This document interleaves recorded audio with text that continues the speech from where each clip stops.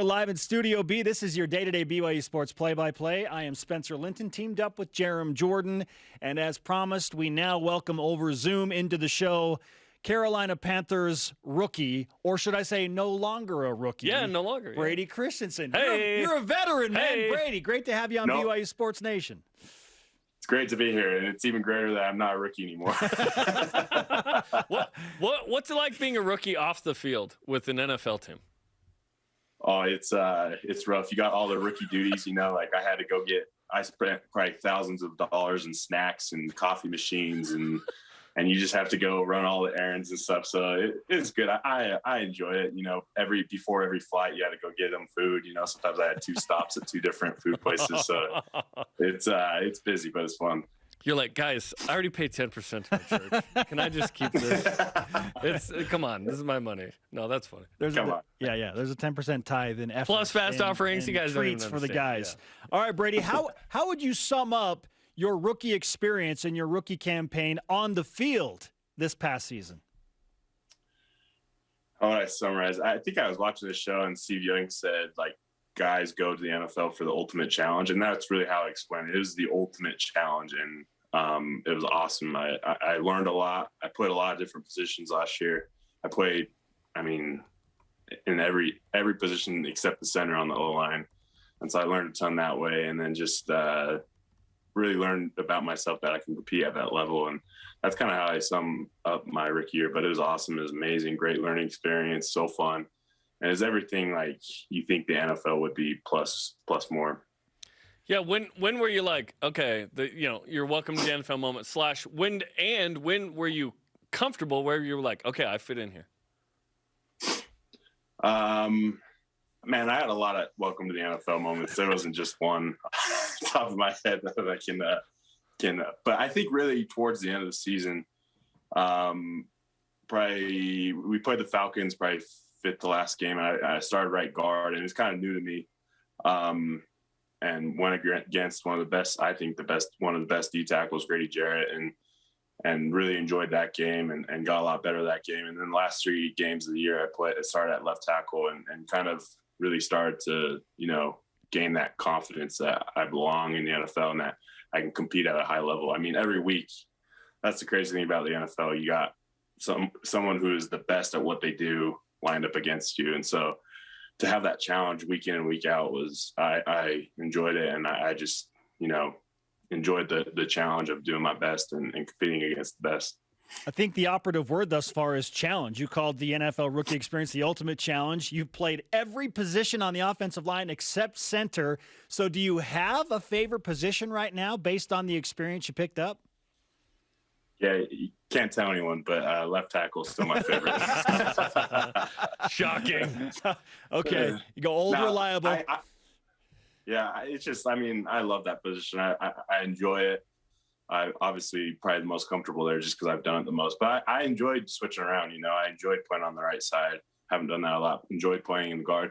You just I think when you play all the different positions, you realize you learn. Instead of just focusing on the left tackle, you now know what everyone is doing on every play. And so I enjoyed learning that and about offensive line play and just doing something different. You told us in the 2020 season that you would typically run down to the end zone and celebrate with the guys, but then you started scoring too much and you were a little tired, so you would just welcome them back when they got to the sideline. What was it like in the NFL? Did you run down to the end zone, or is there, or if it's like a 25-plus yard touchdown, do you just go to the sideline? How does that work? No, I tried to celebrate. It was Cam Newton's one of his first games, and he scored. So, I was like, I'm going to go celebrate with him, get on TV. and it's Cam Newton. I should have known he was going to go to the center of the field and do his thing, and the fans were going crazy. And so I ran right past him, and he ran right past me, and celebrate. And so, Cam! And then I just turned around and went to field goal.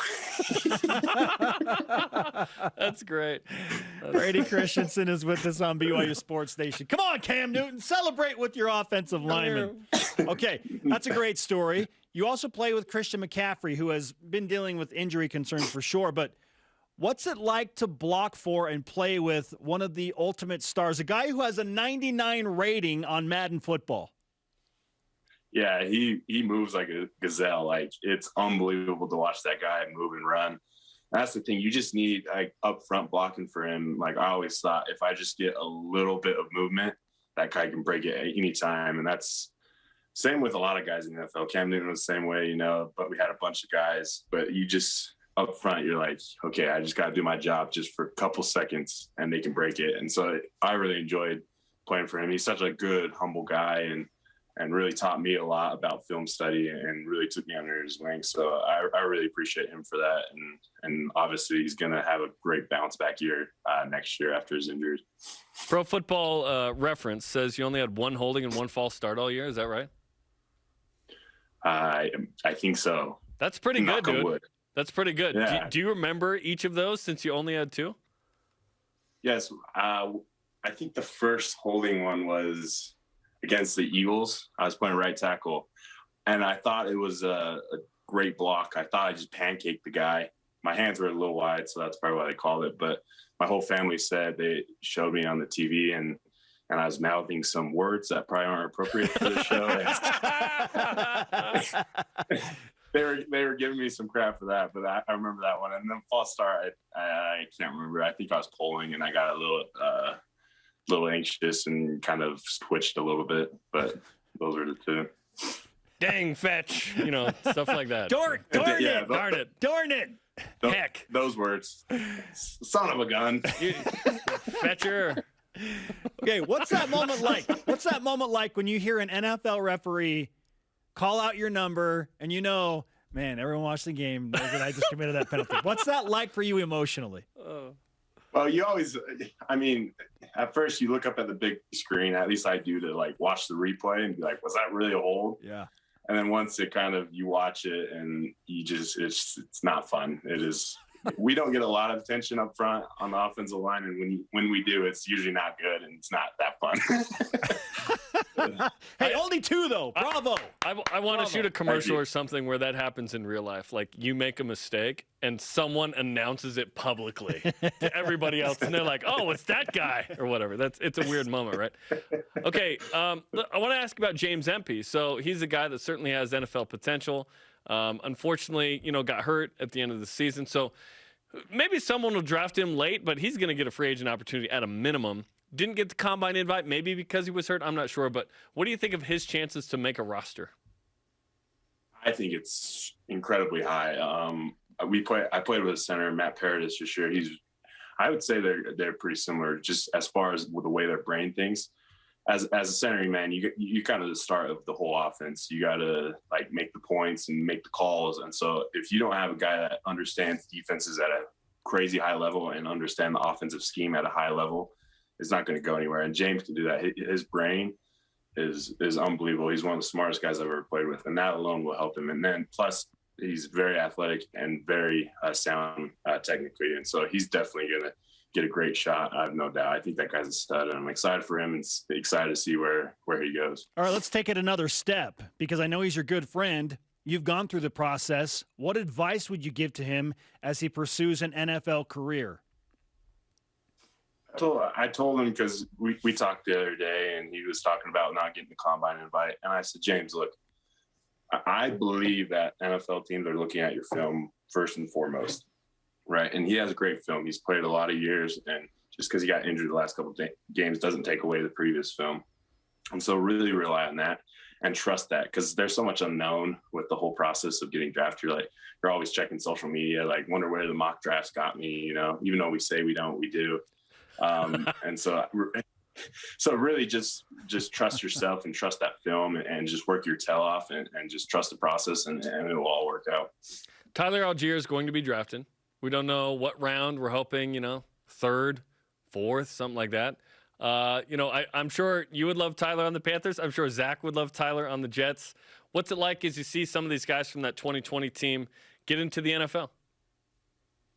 Yeah, it's I love following BYU this whole year and love following the guys. I'll never stop following BYU. And so I've enjoyed it. And yeah, Tyler just had a crazy year. So I'm pumped to see where he goes. Obviously, yeah, I love him in Carolina, but wherever he goes, he's going to kill it. And he's such a patient runner and just crazy patient. And then when he finds the hole, he explodes through it. I don't think people realize how athletic this dude is, you know, and he's so explosive that I'm just so excited to see his numbers at the combine too, because he's going to really surprise people because of his athleticism and just his vision of the holes and everything.